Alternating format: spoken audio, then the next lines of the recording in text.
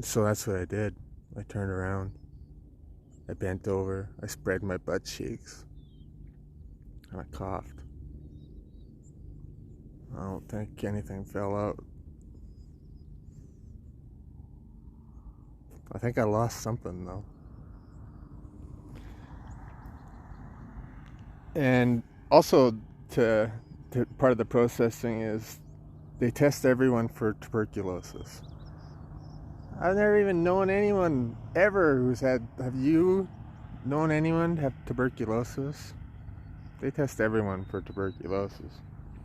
And they jab you with something. I was like, well, I don't want to be jabbed with anything.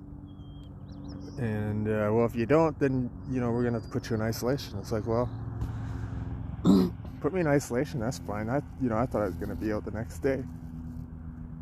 I mean, how long can they keep you in jail without having a conversation, right? I mean, this is what I was thinking. It was on the weekend, too, and I'm like, well, I guess the people who do the talking maybe don't work on the weekend. I don't know. So, turns out they didn't put me in isolation. They put me in the hall where the problem inmates go, and the suicide watch, and all the whatever. And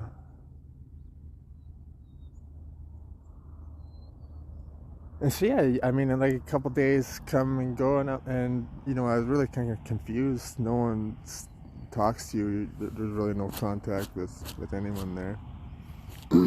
I think it was like the second day I had a court date, and so I go to the court, and I'm like, all right, and it's just a video court. You're in a little room. Inmates all around the room. I'm shackled, so because I'm in the hall, I'm a problem inmate, and everyone in this unit gets a chain around their waist that they're shackled to, plus ankle shackles. And so here I am in a room full of prisoners waiting for their video court session, and I'm the only one shackled. This high risk hammock, sleeping, just criminal, just like rough and, I felt rough and tough. It's like giving these other inmates the stink eye because they know I'm the baddest mother in the room with the shackles. It's like, and my time comes up for the video court, and I was really thinking, everything would be kind of cleared up in this moment. And really, the judge and the prosecutor, they didn't know who I was. So when I got to the jail, and they asked, who I am, like, what's your name? Jesus. Well, they didn't put Jesus on my wrist tag. They put John Doe. So I was John Doe. So I came to the court as John Doe. And that's all they were really interested in, is like, well, who are you? And I didn't get a chance to say really anything. The judge and the prosecutor is like, all right, well, let's throw this one away, and we'll figure out who he is. And boom, I was like being shuffled out. I'm like, what the hell? And they set a court date at that 2 weeks in advance, and then I'm being shuffled out of the room, and I'm like, I felt like I had lost my opportunity, like I didn't assert myself enough in that moment. And now it's over. It's like, holy, is this? I couldn't believe it was happening. It was just compounding and snowballing and getting bigger. And so now I'm in the hole for another 2 weeks. And so my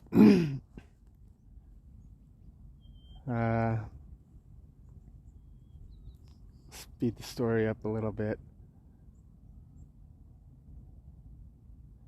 When I come back for the next trial in 2 weeks, they offer me so the charges were, I was charged with criminal trespassing. They did find my corporate label, of which I'm not.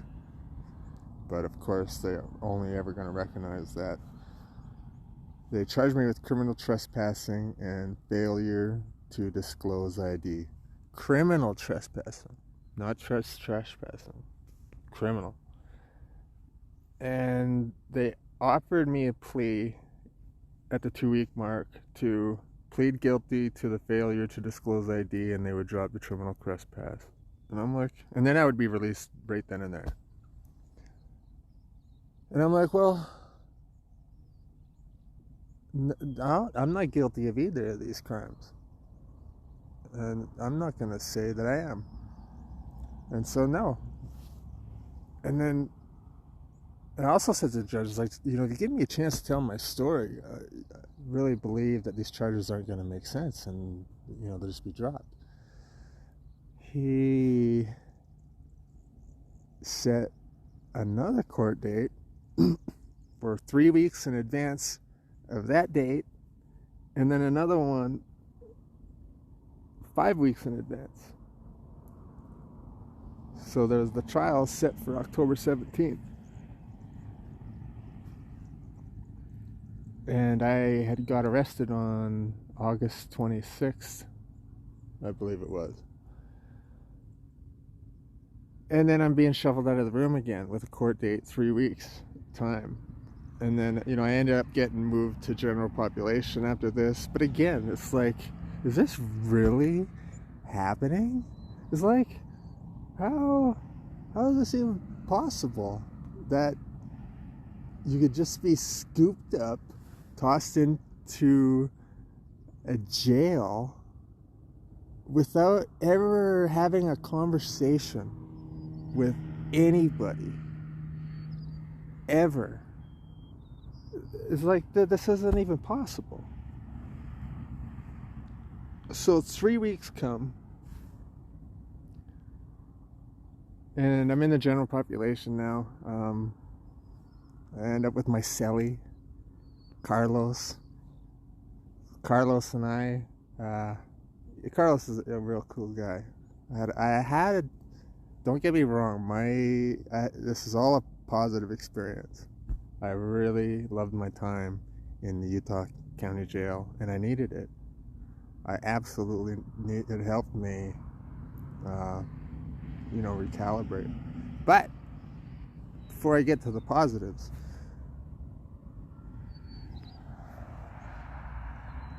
the 28th, so that's like the 5-week mark now, almost 5 weeks, and I go to my court date that's set on the 28th of September, and now I kind of got the deal down a little bit, and then, you know, it's like, I'm gonna be heard. It's like, they're gonna hear me, I'm gonna make them.